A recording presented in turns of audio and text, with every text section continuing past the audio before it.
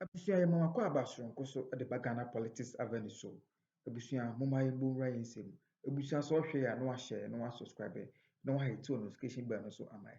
Sense ba political avenue so na de bi ababodom. Abusua mama ye nko yensem. Abusua eye Afenyo Markins abusua ene NPP for no. Abusua si aya no inisuo na atata mo. Omo so omo ani enje e wo Ghana ha ene parliament omo ani enje.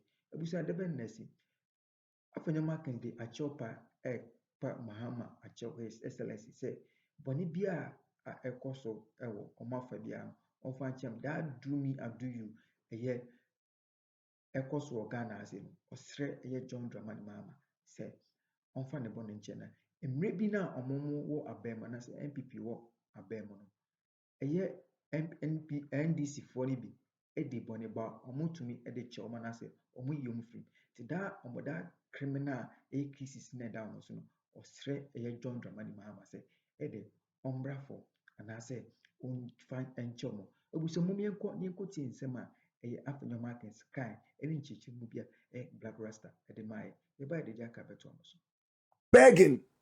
It's not about how much tears you can shed. It's all about the work being done. It's not about Mahama. It's not about Iyoko. It's not about Akuritinga Ayene. Neither is it about Semsai. It's not about Black Rasta. It's about Ghana. Mahama has no right to stop any prosecution. No right, absolutely. Has no right to shield any criminal. My brother, my sister, Afenyo Markins is called Osahin Alexander Afenyo Markins. He is the minority, micro to the umpteenth time minority in parliament. If you want to see them in parliament, you need a magnifying glass of the highest lens. They are non-existent in there. They used to be in the majority. They played with the lives of Ghanaians, and Ghanaians taught them a very bitter lesson. They reduced them to nothingness. Yes. This is Afenyo Markins. He's a guy that I like in one way or the other, even though he has his weaknesses, and sometimes he goes overboard. This is him, Afenyo Markins. This was the same guy who slapped a policeman that we saw allegedly on tape 3 times. Bang, bang, bang. A uniformed policeman. And later, instead of succumbing to humility and going to speak to the policeman and say, you know what, bros? It was adrenaline. Please come, let's have a drink. Let's eat some banku and fish. Forgive me. No, arrogance, political expediency. Yes, political correctedness. This is the guy. He has never apologized. And I hear his house is just a few meters away from the Tesano police station where that gentleman is. And the laws of Ghana have been quiet. The police service is very angry. The docket has been sent to the Attorney General. The Attorney General is supposed to act on it. As to what is causing the freeze, your guess is as good as mine. You see, these people protect each other. They no longer really look at Ghana anymore. They look at the game of chess. When it's your turn to move, move freely. And when it's my turn, give me that fluidity of movement. But his time will come. Posterity will judge them one after the other if the loss of the country fail. I beg your pardon. My brother, my sister, this is Afenyo Markins. I chanced upon a tape in which he was talking to the President of the Republic. And he was saying, you do me, I do you politics must stop. The accounts have an Edinkra symbol that says, Obi Nkabi. Find me that symbol. Obi Nkabi. Obi Nkabi. It's like 2 lizards that are turned against each other. Obi Nkabi. My brother, my sister, listen. What he's saying makes a lot of sense. Politics of retribution, politics of retaliation. That's what he's talking about. Hey, the president who stood against this kind of politics was John Evans Atta Mills. Obi Nkabi.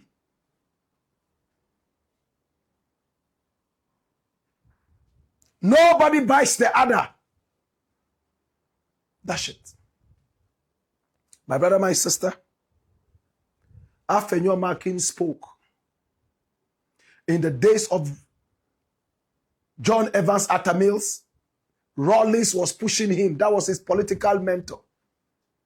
Jail these NPP people. The corrupt guys, jail them. Punish them. Push for their prosecution. And John Evans Atta Mills told the former president, then his own mentor, that, oh, Asumgye, and Rawlings asked, what is Asumgye? Say, oh, Asumgye. So we nicknamed him Asumgye, the king of peace. Asumgye, cool ears.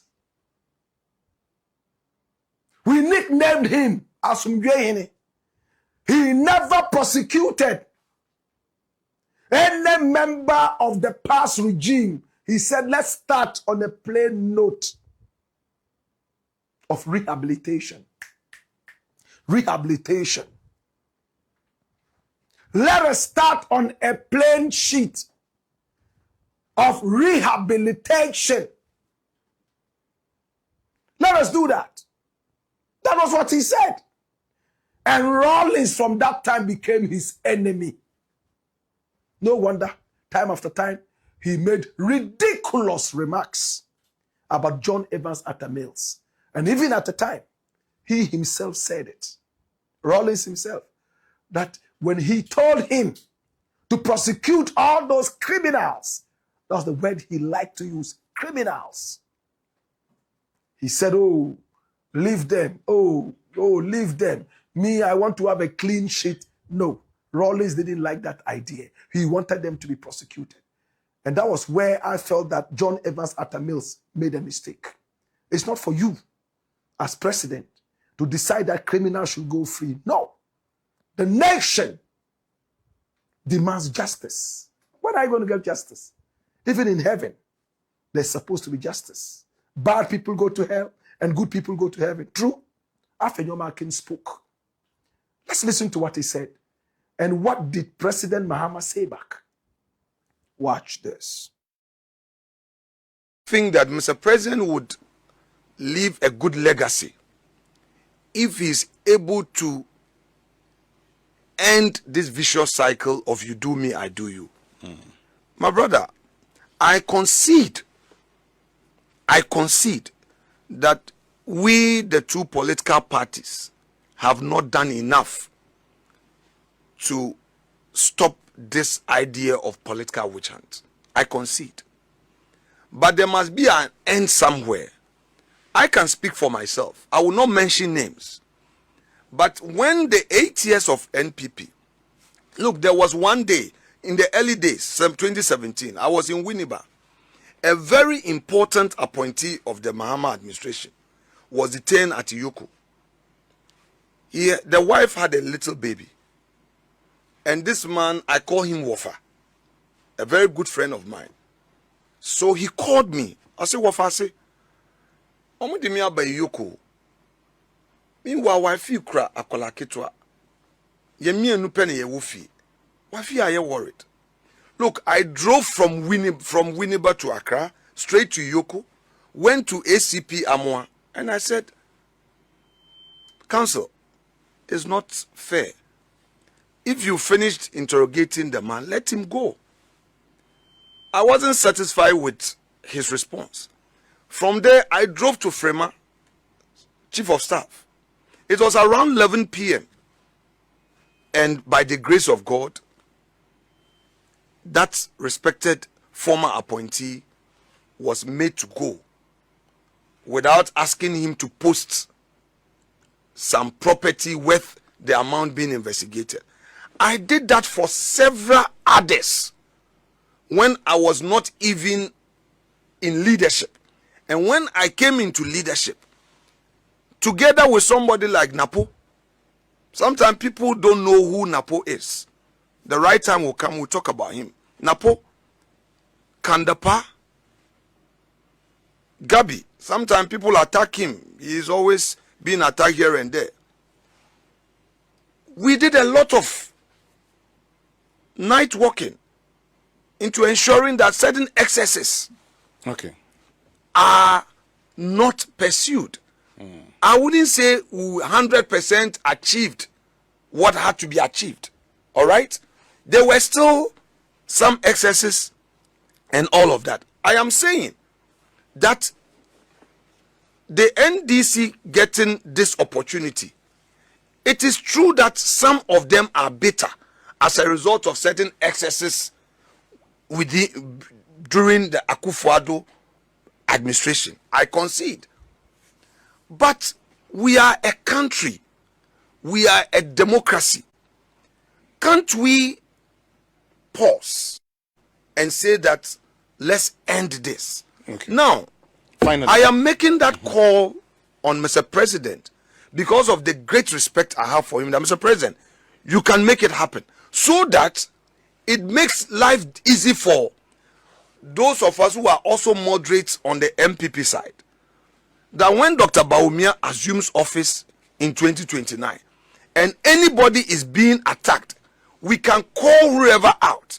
At cabinet, people can contribute and say that no, let's end this thing. Because it is not good for the image of the country. We waste so much time attacking people. If the person is involved in any wrongdoing, pursue him, but with a human face. Let the law be there for everybody. It's not only me who is questioning the actions of government. Haruna Idrisu has called out Iyoko and all. The recent non-custodial sentencing law. Go and listen to Honorable Muntaka at the second reading.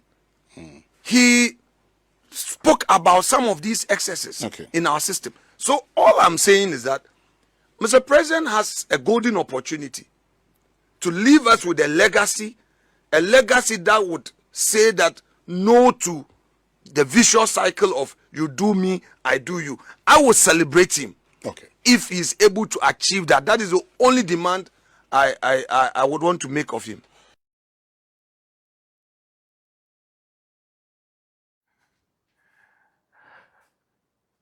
He was speaking with my very good friend Winston Amoah. My brother, from where I sit, he's only trying to save his own head. That's all I see. Yes, on paper it's making sense. But on hindsight, he's trying to save his own head. He himself might not be that clean. For all you know, Iyoko is gradually closing up on him. I don't know. My brother, listen to the analysis. With all respect, he spoke fluently. It looked like he was making sense. But there's no common sense in this. Absolutely. Now hear this. Oh, they arrested somebody from the NDC in the days of the NPP. And then they took him to Iyoko. This Amoah guy interrogated him and locked him up. And he called him his political messiah. Come, wifey is at home. And we have a little child. My brother, my sister, a little child. We are the only two in the house. Wifey is getting worried. What happened to social welfare? If this was in America, you would think they will release him just because the wife has a little child. When they catch a father and a mother who are illegally living in the country, they send them back and take the little 1 hour-old baby, 1 hour-old baby to social welfare. That is how rigorous the laws must be. She has a little child in the house, so what? Where is social welfare? Let the institutions work, or else every criminal would have an alibi. One lie. Oh, me to have a choke. A choke. Yeah, me tree, yeah, me out. Pancho, me choke, me what choke. No, sir. If the country must work, the law must be colorless and faceless. It doesn't matter whether it's Afenyo, Markins, elder brothers, senior brothers, younger brothers, sisters, uncle, or Haruna Idrisus, goats, brothers, shepherd, whatever. Let the truth be colorless, faceless, and odorless like water. Hallelujah. He said, when they were in power, they did a lot of night walking in order to cut out some of the excesses. That is good. If there are excesses, fine. But what are the excesses from Mahama? He's one of the most gentle presidents I have seen in Nana Addo's regime, and I hate these comparisons. We saw how journalists were treated.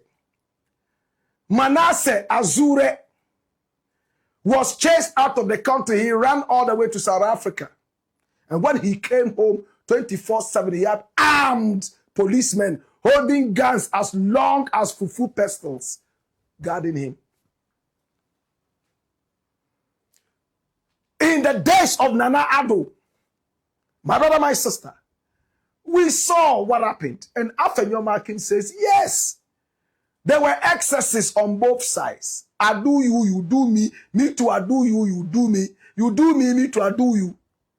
Must stop. That makes sense.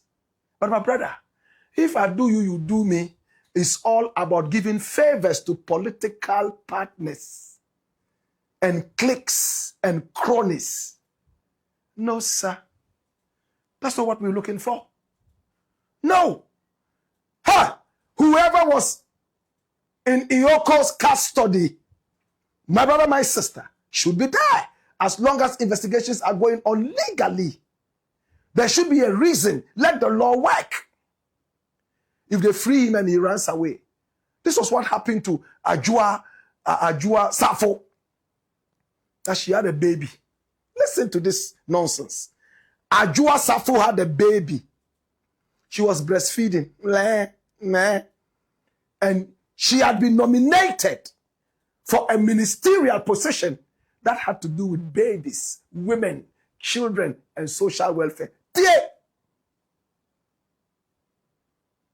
And she was supposed to come to the Parliament House and be vetted. When she came, Haruna Idrisu was sitting there. And some other people.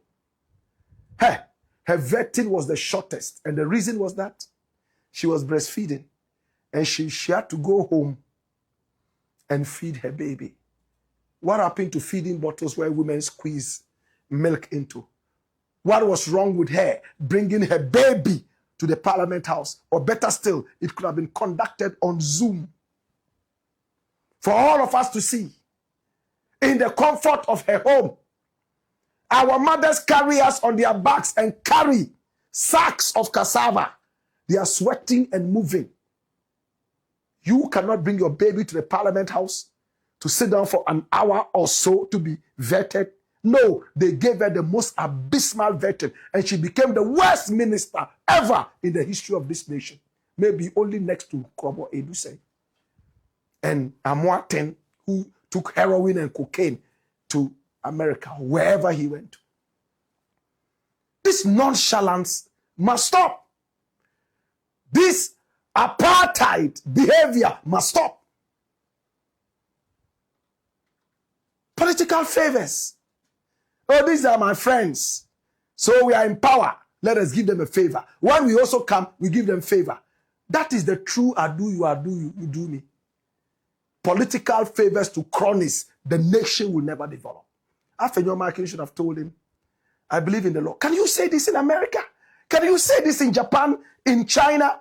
that you've been picked up by the authorities for investigation, and you call a political person and say, hey, and then he rushes to the authority and says, free this person because he has a little baby. Yet all of you idiots want to go to America. If they had done the same nonsense that you are in Ghana doing, you think that you would want to go there? If you want to be a rich man, start behaving like a rich man now. You can't want to be a rich man and be sleeping every day and every night. Is that what rich people do? If I am arrested by Yoko or arrested by anybody and I go there, I will present whatever I have to present. This is me, to the best of my ability. My brother, if you want to lock me up and use unnecessary power on me, the laws are supposed to work. First and foremost, let's instill the discipline of patriotism in our people for them to see that it's all about Ghana, not about political jingoisms and gymnastics. Is this hard to understand? When you semi course of political will so if a semi Afenyo Markins a chopper or the pa John Dramani Mahama say, yeah, that do me and do you a government in a course with Sian, and ya de Babua, Tisano, the Bienia, Omonia Abutre, the Chichimbia, Black Rasta, the buyer, a Bushia subscriber, the share, the hate on the sketching banners of Amai, and send me political will so at the Brum.